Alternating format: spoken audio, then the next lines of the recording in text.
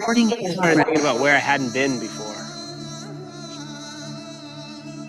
I found a reference, and it said something to the effect of the fascinating and mysterious Musindam Peninsula, and that was about all it said.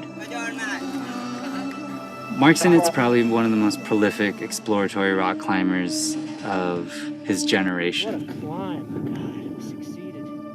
He always has a plan to go somewhere that you didn't even know had rock climbing or you didn't even know existed.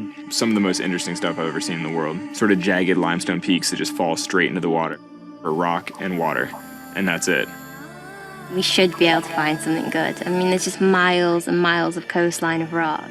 We're hoping that the rock is going to be good.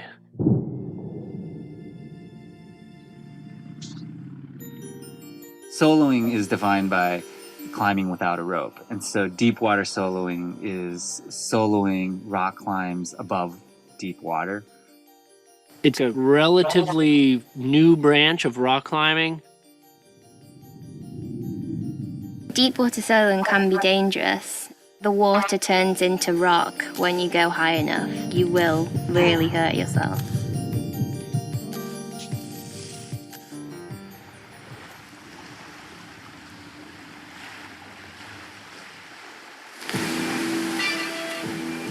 This is the first time that I've ever deep water soloed. Oh, come on, dude. Oh, come on, dude. Oh, dude, come on. Oh, give up. Climbing with two young guns, as we like to call them. And they're telling me about stories of people who have died, who landed wrong. It's kind of an interesting juxtaposition to have Mark, who's this veteran climber who's climbed all over the world. And so he's kind of at that point in his career where he's brought things down a notch.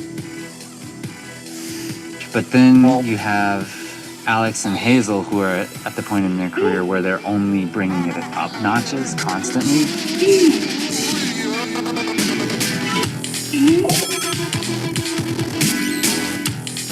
We tried it in the evening at sort of lowish tide, and you could actually hit the bottom. They're pushing me. I've had to expand the boundaries of what I thought was reasonable to climb without a rope on this trip. It's been really cool to experience all these kind of different perspectives on, a landscape that's really different. The climb that we did of this huge buttress above the village of Sibi.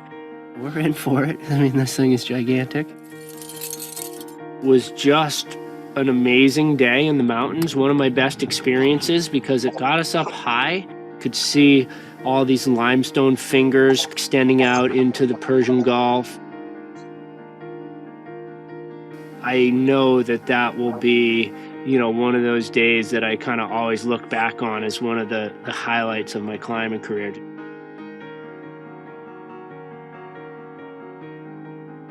To see the world really is kind of the essence of it for me. The cultural experience and to meet new people. I'm doing this for the adventure.